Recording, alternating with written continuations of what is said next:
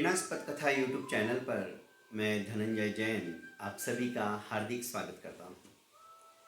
दोस्तों, प्राचीन समय में प्रत्येक व्यक्ति चाहता था कि उसका बेटा काशी जाकर वहाँ से ज्ञानोपार्जन करे। अच्छा प्रशिक्षण यदि कहीं मिलता था तो काशी में ही मिलता था। आज भी काशी इस बात के लिए विख्यात है क्योंकि वहाँ पर जो भी पढ़ता है उद्भट विद्वान बन जाता है। वहाँ के संस्कार, वहाँ की नीतियाँ, वहाँ का कार्यकलाप सब कुछ अद्भुत है। एक ब्राह्मण ने भी अपने बेटे को प्रकांड पंडित बनाने हेतु काशी प्रशिक्षण के लिए भेज दिया। लड़के ने भी अनेक विद्याओं का अध्ययन कर वेद, पुराण, उपनिषद, काफी शास्त्रों का तलस्पर्शी ज्ञान प्राप्त कर अपनी विद्या को संपन्न किया। जब वह वापस अपने घर की तरफ लौट रहा था, गाड़ी के अंदर उसके बड़े बड़े धर्मशास्त्र, बैलगाड़ी थी, भरे पड़े थे। प्रकांड पंडित बन गया था। जब घर पहुंचा तो पिताजी ने उसका स्वागत किया। सभी नगरवासी, सभी गांववासी बहुत खुश थे कि आज ब्राह्मण देवता का बेटा उद्भट विद्वान बन के आया है। अच्छे को भी शास्त्रार्थ के अंदर वो हरा सकता है। पिता ने कहा कि बेटा, तुम इतनी सारी विद्याओं को सीख कर आए हो, एक छोटा सा सवाल मैं पूछता हूँ जो कि मुझे कई दिनों से मेरे मन मस्तिष्क के अंदर उद्भूत हुआ है, पर उसका सही समाधान मुझे नहीं मिल पाया। कि पिताजी आप पूछिए, आपका क्या सवाल है? कि बेटा, पाप का बाप कौन है? लड़के ने समस्त शास्त्रों के पन्ने पलट दिए, पर उसे इस प्रश्न का जवाब कहीं पर भी नहीं मिला। परेशान हो गया। उसने कहा, पिताजी आप तो पढ़े लिखे भी नहीं हो और मैं तो इतना पढ़ा लिखा हूं, फिर भी इस छोटे से सवाल का जवाब मुझे देते नहीं बन रहा है।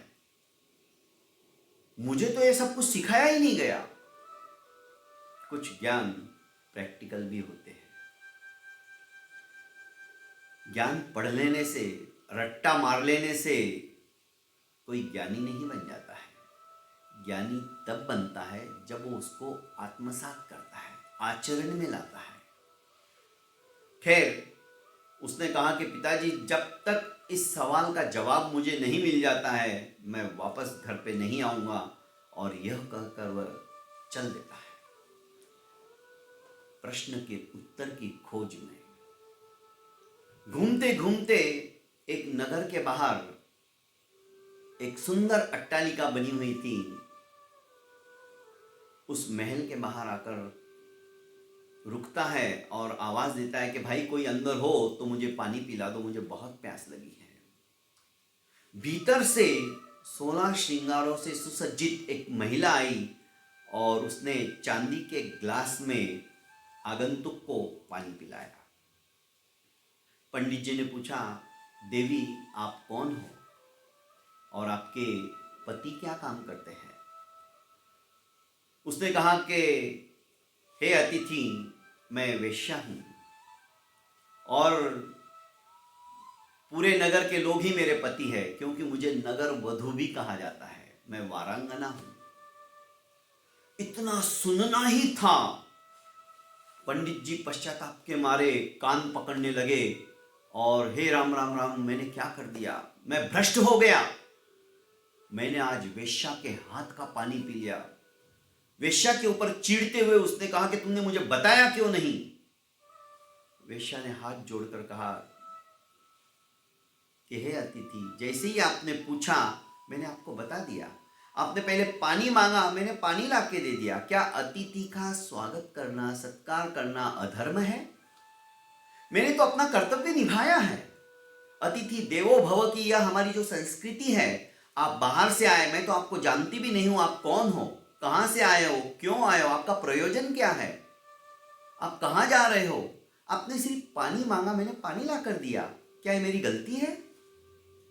मैं भ्रष्ट हो गया, मुझे अभी इसका पश्चाताप करना पड़ेगा। मैं पंडित हूं, प्रकांड पंडित हूं, बड़े बड़े शास्त्रार्थ करने वाले भी मेरे सामने टिक नहीं पाते हैं। पंडित जी ने अपनी शेखी बघारना चालू कर दिया, पर एक छोटे से सवाल के कारण से मैं वापस घर से बाहर निकल गया। मेरे पिताजी ने पूछा कि पाप का बाप कौन है, और मुझे इसका उत्तर देते नहीं बना, बस उसी के खोज के अंदर मैं निकला हुआ हूं, और यहां आते ही तुमने मुझे पानी पिलाकर भ्रष्ट कर दिया। पंडित जी नॉन स्टॉप बड़बड़ बड़बड़ करते रहे। अपनी पूरी राम कहानी उन्होंने अथ से इति तक सुना दी। वेश्या तनिक मुस्कुराई और उसने कहा, पंडित जी, आपके इस छोटे से सवाल का जवाब तो मैं भी दे सकती हूँ, ये कोई इतना बड़ा सवाल नहीं है। अरे पर मैं तो भ्रष्ट हो गया, उसका क्या? मुझे कितना प्रायश्चित करना पड़ेगा? गंगा के अंदर डुबकी लगानी पड़ेगी। तो ठीक है ना पंडित जी, गलती तो हो गई, और गलती इंसान ही करता है। इंसान गलतियों का पुतला है। आपसे भी गलती हो गई और आप उसका प्रायश्चित अपने आंसुओं को बहाकर कर रहे हो।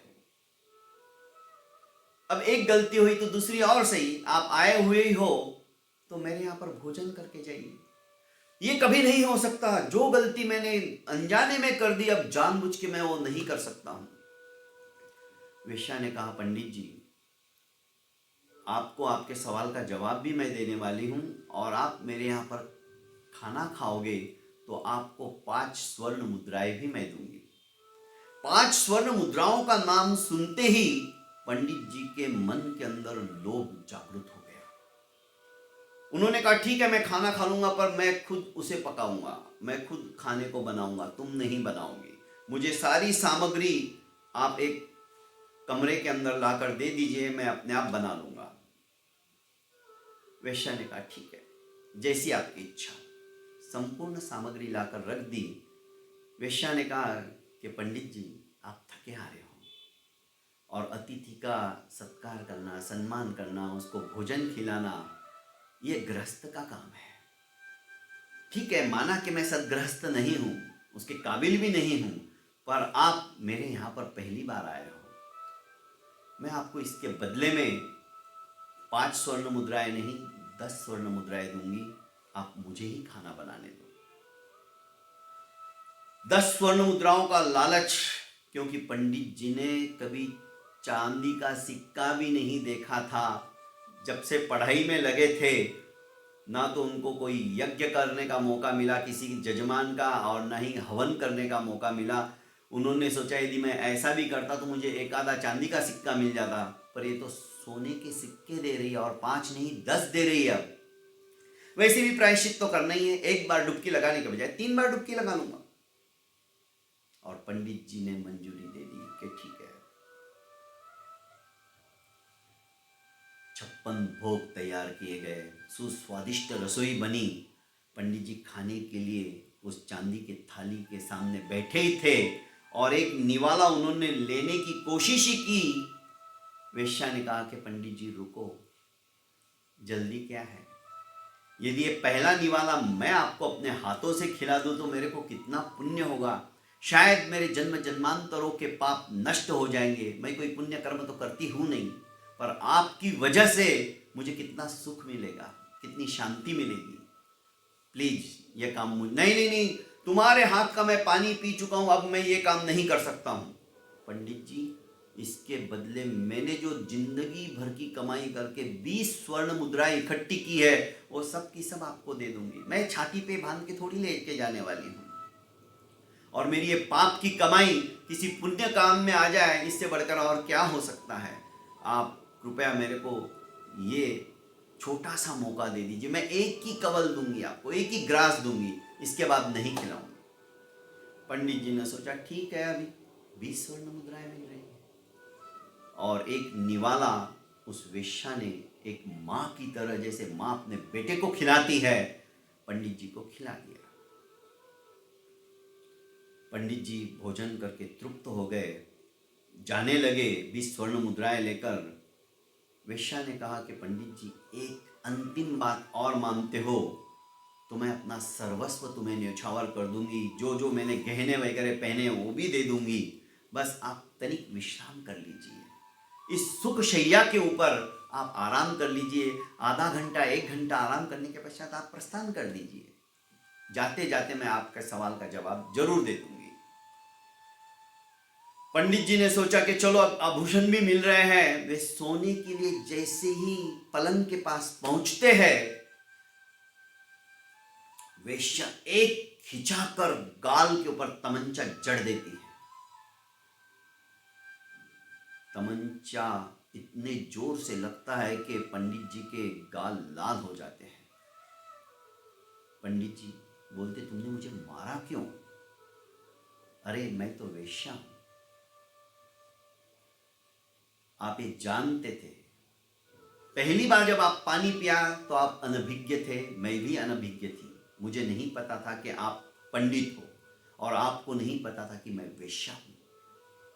आपने मेरे हाथ से पानी पी लिया। जैसे ही आपको पता चला, आपने कहा कि मैं तो धर्म भ्रष्ट हो गया हूं, मुझे इसका प्रायश्चित करना पड़ेगा, गंगा में डुबकी लगानी पड़ेगी, कितना तपस्या करना पड़ेगा।